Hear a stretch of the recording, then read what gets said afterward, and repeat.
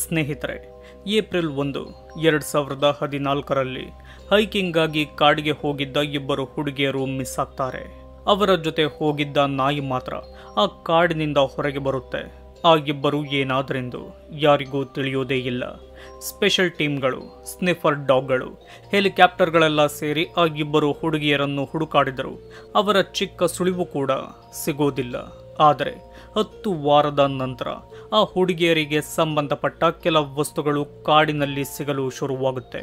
ಅದೇನೆಂದರೆ ಛಿದ್ರವಾಗಿದ್ದ ಅವರ ದೇಹದ ಮೂಳೆಗಳು, ಅವರ ತುಂಡಾದ ಕಾಲಿರುವ ಶೂಗಳು. ನಿಜಕ್ಕೂ ಅಲ್ಲಾಗಿದ್ದೇನು ಗೊತ್ತಾ?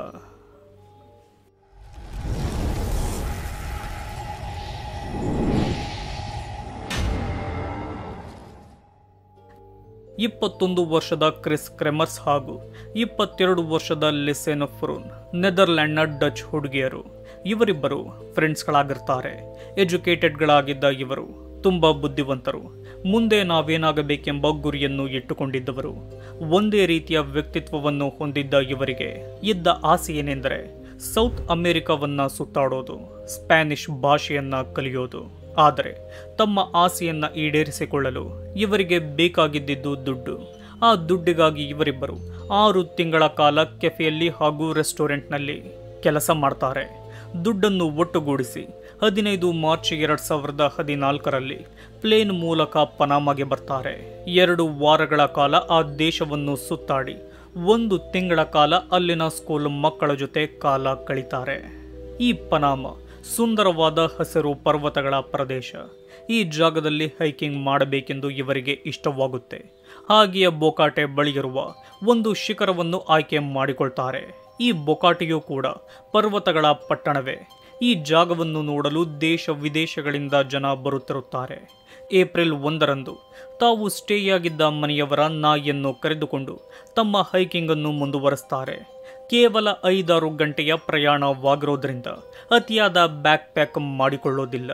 ಅಗತ್ಯದ ಕೆಲವು ವಸ್ತುಗಳನ್ನು ಮಾತ್ರ ಎತ್ತಿಕೊಂಡಿರ್ತಾರೆ.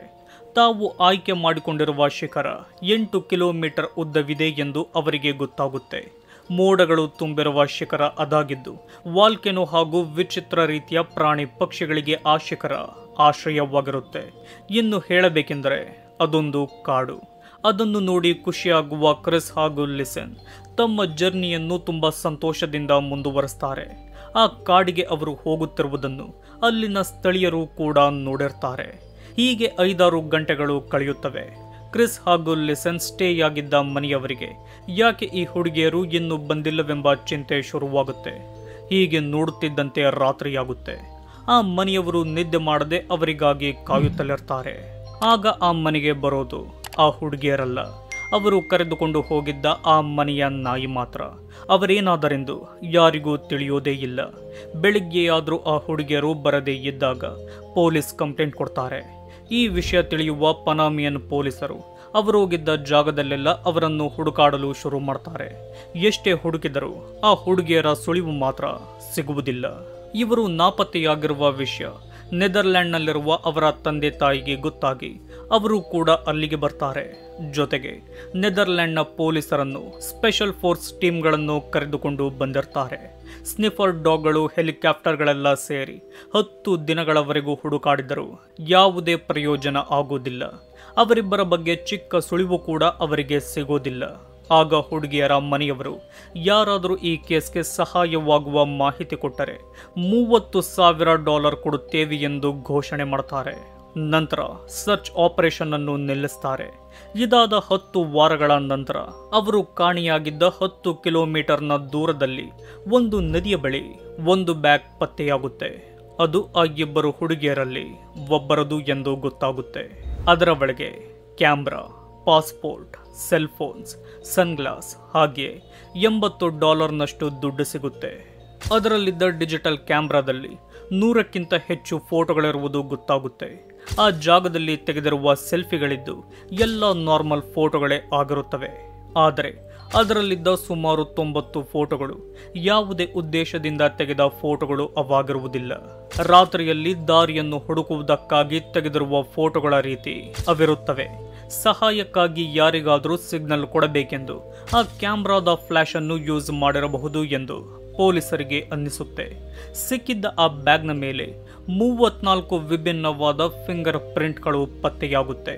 ಪನಾಮದ ಡಾಟಾ ಬೇಸ್ನಲ್ಲಿ ಈ ಫಿಂಗರ್ ಪ್ರಿಂಟ್ಗಳನ್ನು ಚೆಕ್ ಮಾಡಿದಾಗ ಯಾರು ಕೂಡ ಅದಕ್ಕೆ ಮ್ಯಾಚ್ ಆಗೋದಿಲ್ಲ.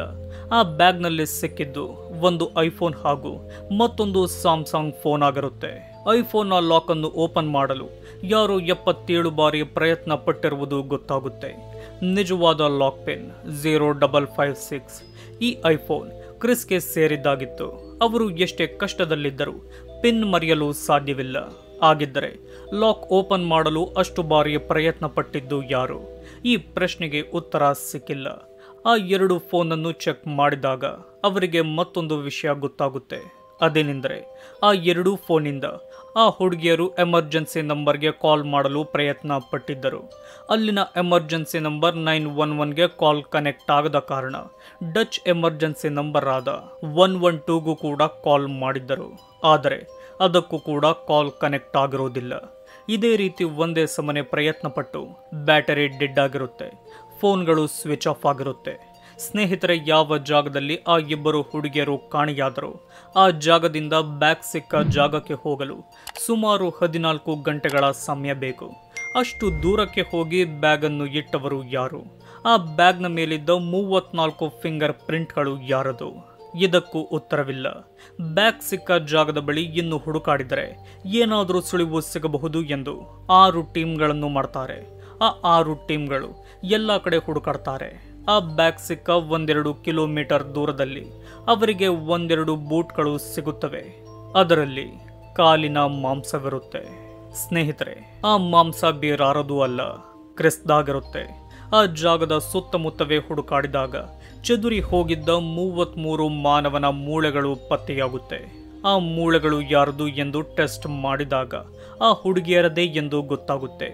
ಇವಷ್ಟೇ ಅಲ್ಲ, ಅವರ ಪಕ್ಕೆಲುಬು, ಕಾಲಿನ ದೊಡ್ಡ ಮೂಳೆಗಳು ಕೂಡ ಪತ್ತೆಯಾಗುತ್ತೆ. ಒಂದೊಂದು ಮೂಳೆಗಳು 1 ಕಿಲೋಮೀಟರ್ನ ದೂರದಲ್ಲಿ ಸಿಗುತ್ತಿರುತ್ತವೆ. ಇವರ ಸಾವು ಹೇಗಾಗಿದೆ ಎಂದು ಅವರಿಗೆ ತಿಳಿಯೋದೇ ಇಲ್ಲ.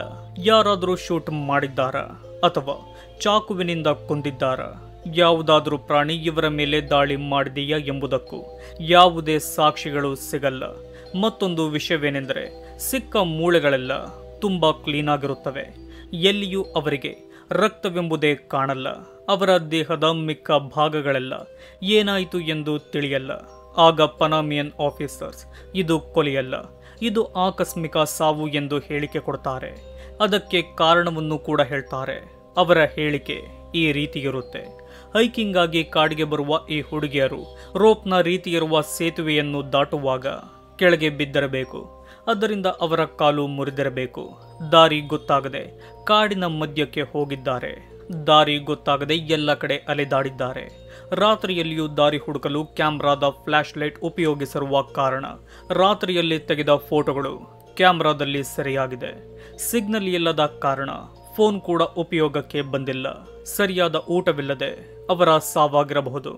ಪ್ರಾಣಿಗಳು ಅವರ ಮಾಂಸವನ್ನು ತಿಂದಿರಬಹುದು ಎಂಬ ಹೇಳಿಕೆ ಕೊಡ್ತಾರೆ. ಆದರೆ 75% ಜನ ಈ ಹೇಳಿಕೆಯನ್ನು ನಂಬೋದಿಲ್ಲ. ಏಕೆಂದರೆ ಈ ಹೇಳಿಕೆ ನಂಬೋ ರೀತಿ ಇರೋದಿಲ್ಲ. ಈ ಹೇಳಿಕೆಯಿಂದ ಹಲವಾರು ಪ್ರಶ್ನೆಗಳು ಹುಟ್ಟಿಕೊಳ್ಳುತ್ತವೆ. ಬ್ಯಾಗ್ ಮೇಲೆ ಎದ್ದ ಫಿಂಗರ್ ಪ್ರಿಂಟ್ಸ್ ಯಾರದು? ಅವರ ಫೋನ್ ಲಾಕ್ ಅನ್ನು ಓಪನ್ ಮಾಡಲು ಪ್ರಯತ್ನ ಪಟ್ಟಿದ್ದು ಯಾರು? ಕ್ಯಾಮ್ರಾದಲ್ಲಿ ಅಷ್ಟು ಫೋಟೋಗಳನ್ನು ಪನಾಮಿಯನ್ ಪೊಲೀಸರು ಏಕೆ ರಿವೀಲ್ ಮಾಡುತ್ತಿಲ್ಲ? ಯಾರಿಗೂ ಗೊತ್ತಿರದ ವಿಷಯ ಅಲ್ಲಿನ ಲೋಕಲ್ ಪೊಲೀಸರಿಗೆ ಗೊತ್ತಾಗಿರಬಹುದು. ಈ ವಿಷಯ ಹೊರಗೆ ಬಂದರೆ ನಮ್ಮ ಪನಾಮಾಗೆ ಕೆಟ್ಟ ಹೆಸರು ಬರುತ್ತೆ ಎಂದು ಮುಚ್ಚಿಟ್ಟಿರಬಹುದು. ಪ್ರಾಣಿಗಳು ಇವರ ಮಾಂಸ ತಿಂದಿದ್ದರೆ ಅವರಿಬ್ಬರ ಉಳಿದ ದೇಹದ ಭಾಗಗಳು ಅಲ್ಲಿಯೇ ಇರಬೇಕಿತ್ತು. ಆದರೂ ಯಾಕಿಲ್ಲ? ಯಾವ ಜಾಗದಲ್ಲಿಯೂ ಅವರ ರಕ್ತ ಪತ್ತೆಯಾಗಿಲ್ಲ. ಹೇಗೆ? ಇಷ್ಟು ಪ್ರಶ್ನೆಗಳಿಗೆ ಅಲ್ಲಿನ ಪೊಲೀಸರ ಬಳಿ ಉತ್ತರ ಇಲ್ಲ. ಸ್ನೇಹಿತರೆ, ಅಲ್ಲಿನ ಜನರು ಹೇಳುವ ಪ್ರಕಾರ ಈ ಕಾಡಿನಲ್ಲಿ ಕೆಲವು ಗ್ಯಾಂಗ್ಗಳಿವೆ. ಅವರೇ ಈ ಇಬ್ಬರನ್ನು ಕಿಡ್ನಾಪ್ ಮಾಡಿಕೊಂಡು ಹೋಗಿದ್ದಾರೆ. ನಂತರ ಇವರನ್ನು ಕೊಂದು ಅವರ ಮೂಳೆಗಳನ್ನು ಎಲ್ಲ ಕಡೆ ಎಸೆದಿರಬಹುದು ಎಂಬ ಅನುಮಾನವಿದೆ. ಹಾಗಾಗಿ ಈ ಕೇಸ್ ಇಂದಿಗೂ ಸಾಲ್ವ್ ಆಗದ ಅನ್ಸಾಲ್ವ್ ಕೇಸ್ ಆಗಿಯೇ ಉಳಿದಿದೆ. ಸ್ನೇಹಿತರೆ, ಈ ವಿಡಿಯೋದ ಬಗ್ಗೆ ನಿಮ್ಮ ಅಭಿಪ್ರಾಯವನ್ನು ಕಮೆಂಟ್ ಮೂಲಕ ತಿಳಿಸಿ. ಇದೇ ರೀತಿಯ ವಿಡಿಯೋಗಳಿಗಾಗಿ ನಮ್ಮ ಚಾನಲ್ ಅನ್ನು ಸಬ್ಸ್ಕ್ರೈಬ್ ಮಾಡಿಕೊಳ್ಳಿ. ವಿಡಿಯೋ ನೋಡಿದ್ದಕ್ಕೆ ಧನ್ಯವಾದಗಳು.